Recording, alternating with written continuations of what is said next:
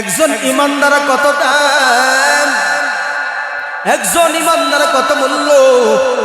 যদি আপনার ঈমান না থাকে, যদি আপনার ঈমান না থাকে, আপনার যশ কিছু হতে পারে, ওই যশ কিছুর কোনো দাম আমার আল্লাহর কাছে না। এই জন্য আল্লাহ বলেন, শুনো, মান আমিলা সালিহান মিন যাকারিন আও উনসা ওয়া হুয়া মুমিন।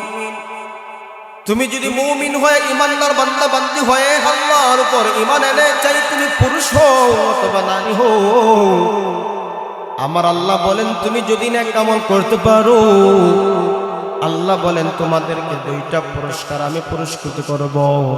নাম্বার 1 পুরস্কার হইল ফালানুহইয়ান্নাহু হায়াতান তাইয়্যিবা। আমার আল্লাহ বলেন ঈমান আনিয়া তুমি যদি নেক আমল করতে পারো, ভালো ভালো কাম করতে পারো, আল্লাহর হুকুম মানো, নবীর তরিকা মতন জীবনটা চালাতে পারো, নিজের ব্যক্তিগত জীবন, সামাজিক জীবন, পারিবারিক জীবন, রাষ্ট্রীয় জীবনটা যদি আল্লাহ এবং রাসূলের হুকুম মতন চালাইতে পারো, আল্লাহ পাক রব্বুল আলামিন বলেন আমি তোমাদেরকে পবিত্র একটা জিন্দেগি দিব, এমন একটা জিন্দেগি, এই জিন্দেগির ভিতরে বান্দা তোমার কোনো টেনশন থাকবে না। একদিকে আমার আল্লাহ পুরুষদেরকে সম্মান মর্যাদা বাড়াইছে, অপর দিকে দেখা যায় আমার আল্লাহ নারীদেরকে সম্মান ইজ্জত মর্যাদা বাড়াইছে। কথা বলেন ঠিক না বেটি? নারী পুরুষের পুরস্কারের ক্ষেত্রে আমার আল্লাহ একই পুরস্কার দিবে, কিন্তু কর্মক্ষেত্রে ভিন্নতা আছে না না।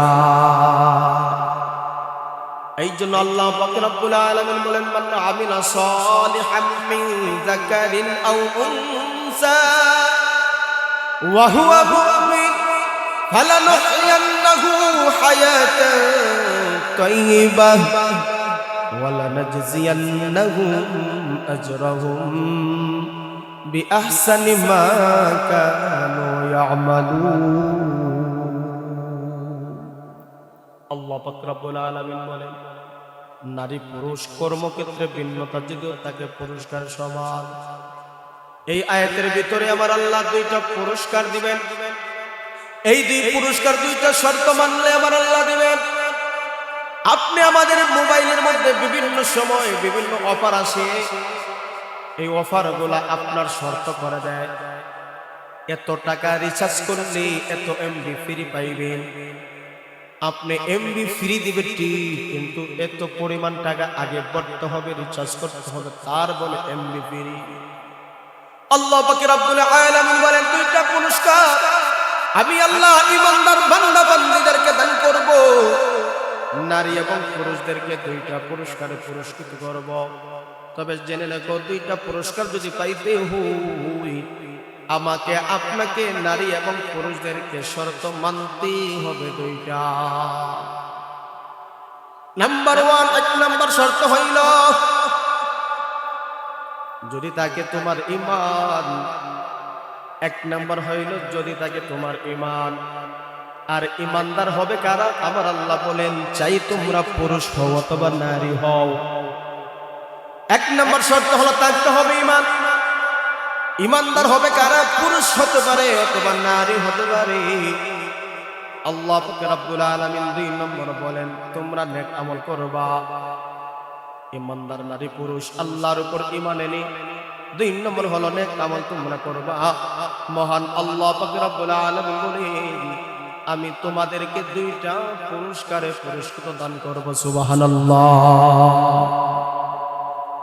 ঈমানের কত দাম, ঈমানের কত মূল্য, ঈমানের কত পাওয়ার।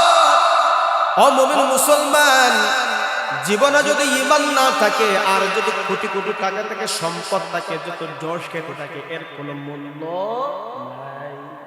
যদি ঈমান না থাকে, আপনি কোটি টাকার মালিক হতে পারেন, লক্ষ টাকার মালিক হতে পারেন, এই টাকার কোনো দাম নাই।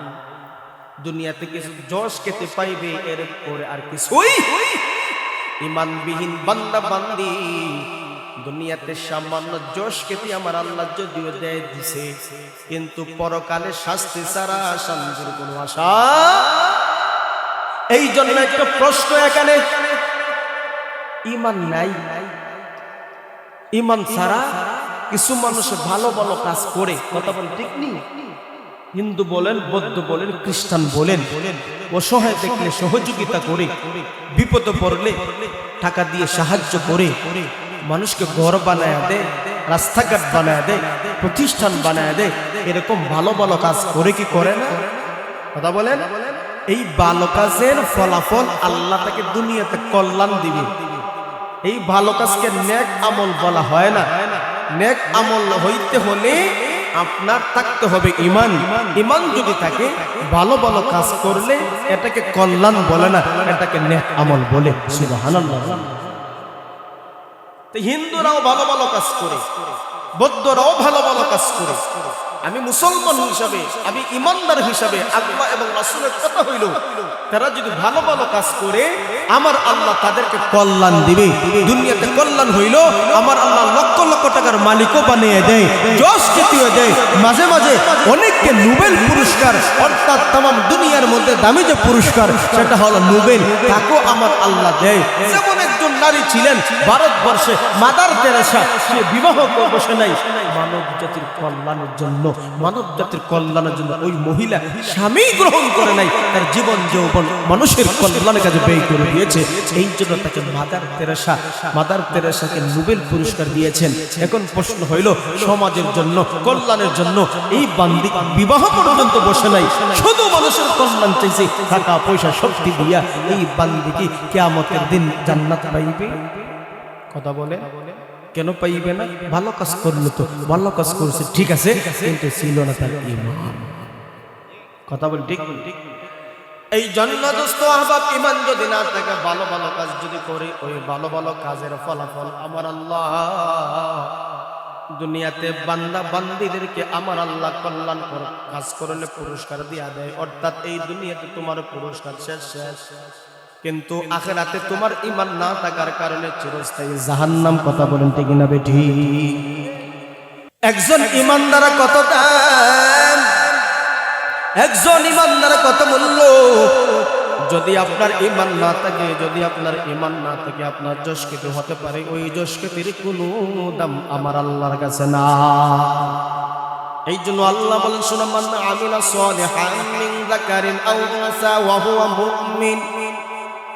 তুমি যদি মুমিন হয়ে, ইমানদার বান্দা বান্দি হয়ে আল্লাহর উপর ঈমান এনে, চাই তুমি পুরুষ হও অথবা নারী হও, আমার আল্লাহ বলেন তুমি যদি নেক আমল করতে পারো, আল্লাহ বলেন তোমাদেরকে দুইটা পুরস্কার আমি পুরস্কৃত করব। নাম্বার 1 পুরস্কার হইল ফালানুহইয়ান্নাহু হায়াতান তাইয়্যিবা।